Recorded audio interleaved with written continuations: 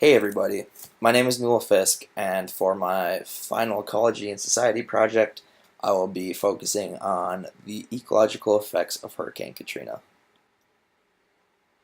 The agenda. So, overview, why do I want to do my final project on this? I really wanted to focus on this because I actually had family members in the city of New Orleans during this time and outside areas, as well as my dad is an EMT in his service. Went down to Louisiana to help out with the rescue efforts for months. So I'll be focusing on the effects of flooding on drinking water quality, the effects of the oil spill on the mental health and overall well-being of people in the area, and that also worked on the cleanup efforts. And I will also be focusing on the effect of Hurricane Katrina's carbon footprint on U.S. Gulf Coast forests. Then I will end the presentation looking at prevention recommendations. So, some quick Hurricane Katrina facts. So, Hurricane Katrina was the largest and third strongest hurricane ever to make landfall. The levees that were designed for the city of New Orleans were for only Category 3 hurricanes, and Hurricane Katrina was a Category 5 hurricane. So, the death toll of the hurricane was 1,836 people.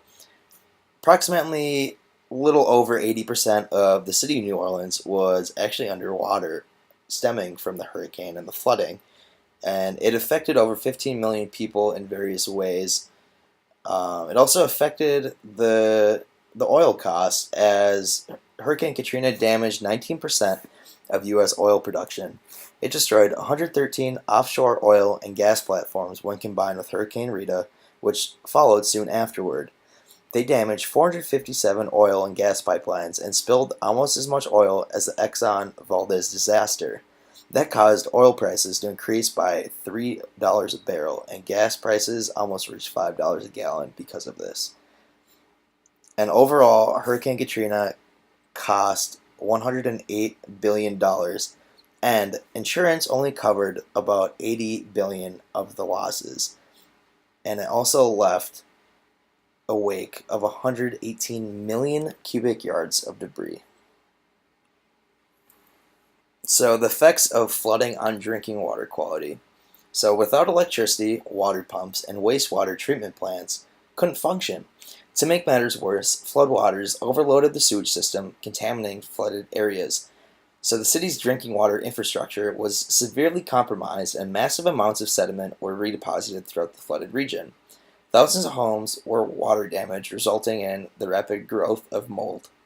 The contaminated floodwaters, covering much of New Orleans for almost 2 months, contained a mix of raw sewage, bacteria, millions of gallons of oil, heavy metals, pesticides, and toxic chemicals, raising health concerns for residents and cleanup workers.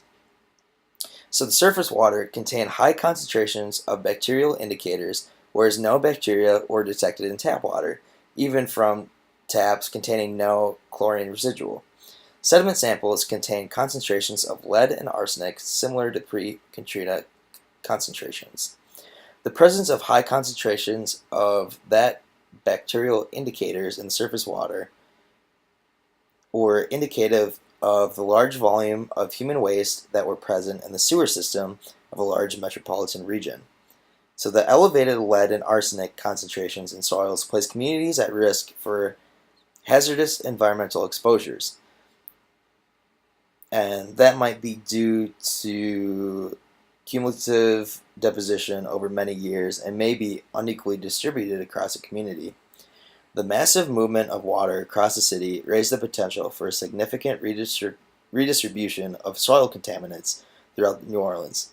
So to get around this, Anheuser-Busch, as we all know, the beer company, they actually stopped production for a while and switched over to making drinking water. And they donated thousands of cases of water to hurricane efforts. So the effects of the oil spill on the mental health and overall well-being of people in the area, and that worked on the cleanup. So in New Orleans, many hospitals and nursing homes were flooded before patients and staff had the ability to evacuate. After the storm, healthcare remained compromised both for the patients who were evacuated to other areas and for those who remained in the region. Medical and prescription records were destroyed. Disruptions of pharmacy and distribution networks left patients without necessary medicines, and emergency medical service operations were adversely affected.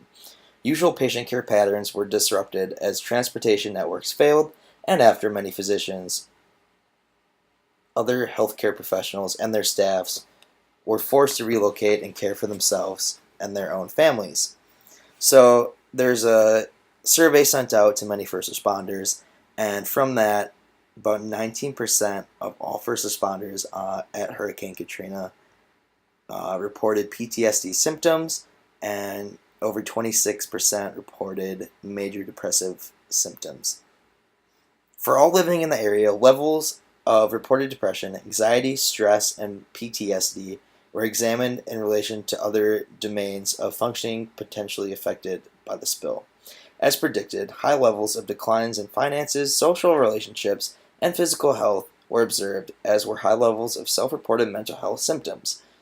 So, rebuilding the Gulf Coast goes far beyond the need for repairing or building a physical infrastructure. For the rebuilding effort to be truly termed a success, the healthcare infrastructure, including healthcare workers and the patients they serve, must be a primary focus of attention and investment. So finally, the effect of Hurricane Katrina's carbon footprint on U.S. Gulf Coast forests. Hurricane Katrina killed or damaged about 320 million large trees, representing a loss of about 105 teragrams of stored carbon. So 1 teragram is 1 million metric tons, and 105 teragrams is more carbon than emitted in a year by all the power plants in Texas. So you can tell that was pretty big. Hurricane Katrina affected 5 million acres of forest across Mississippi, Louisiana, and Alabama, with damage ranging from downed trees, snapped trunks, and broken limbs, all the way to stripped leaves. So young growing forests play a vital role in removing carbon dioxide, which is a greenhouse gas, from the atmosphere by the means of photosynthesis, and are thus important in slowing a warming climate. An event that kills a great number of trees can temporarily reduce photosynthesis, the process by which carbon is stored in plants. More importantly, all the dead wood will be consumed by decomposers, resulting in a large carbon dioxide release to the atmosphere as the ecosystem exhales it as forest waste product. So finally, prevention recommendations. So property damage could have been prevented had the U.S. Army Corps of Engineers retained an external review board to double-check its flood wall designs, as many levees were on unstable ground and were not reinforced correctly, as I said in the first slide, that most were for Category 3 hurricanes, and Hurricane Katrina was a Category 5 hurricane. So poor project planning, flawed project design, misplaced priorities, and the destruction of the city's natural flood protection, Louisiana's coastal wetlands, were the root causes of the city's ruin. So the effects of Hurricane Katrina could have been prevented, and it couldn't have been as bad as it was. So if the coastal wetlands in the Gulf had not been destroyed by canals, levees, and channels, they would likely have provided some degree of natural protection from Hurricane Katrina's storm surge. Inland, natural flood protection can also be attained by maintaining healthy uplands and watersheds that slow the rate of runoff, protecting and restoring wetlands and floodplains, and by restoring a river's natural flow and meandering channel.